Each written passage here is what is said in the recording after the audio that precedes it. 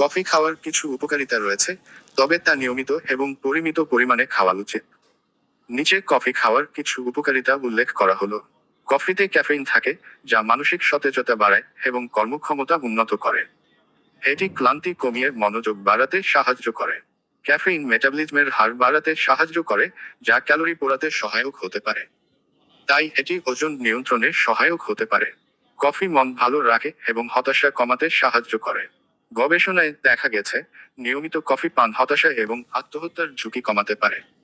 Coffee একটি ভালো অ্যান্টিঅক্সিডেন্টের উৎস, যা শরীরকে ক্ষতিকর ফ্রি র্যাডিকাল থেকে রক্ষা করে এবং রোগ প্রতিরোধ ক্ষমতা বাড়ায়। গবেষণা অনুযায়ী, নিয়মিত কফি পান টাইপ-2 ডায়াবেটিসের ঝুঁকি কমাতে পারে। ক্যাফেইন মস্তিষ্কের কার্যকারিতা বাড়ায় এবং দীর্ঘমেয়াদী স্মৃতিশক্তি উন্নত করতে সহায়ক। কফি লিভারের জন্য উপকারী হতে পারে। এটি লিভার সিরোসিস এবং অন্যান্য লিভারজনিত রোগের ঝুঁকি কমাতে সাহায্য করে। পরিমিত পরিমাণে কফি পান করলে হৃদরোগ এবং স্ট্রোকের ঝুঁকি কমতে পারে। কফি বেশি পরিমাণে খেলে ঘুমের সমস্যা, উদ্বেগ বা হজমের সমস্যা হতে পারে। তাই দিনে 2-3 কাপ কফি খাওয়া নিরাপদ। আপনার শরীরের চাহিদা অনুযায়ী কফি পান করুন এবং অতিরিক্ত গ্রহণ এড়িয়ে চলুন।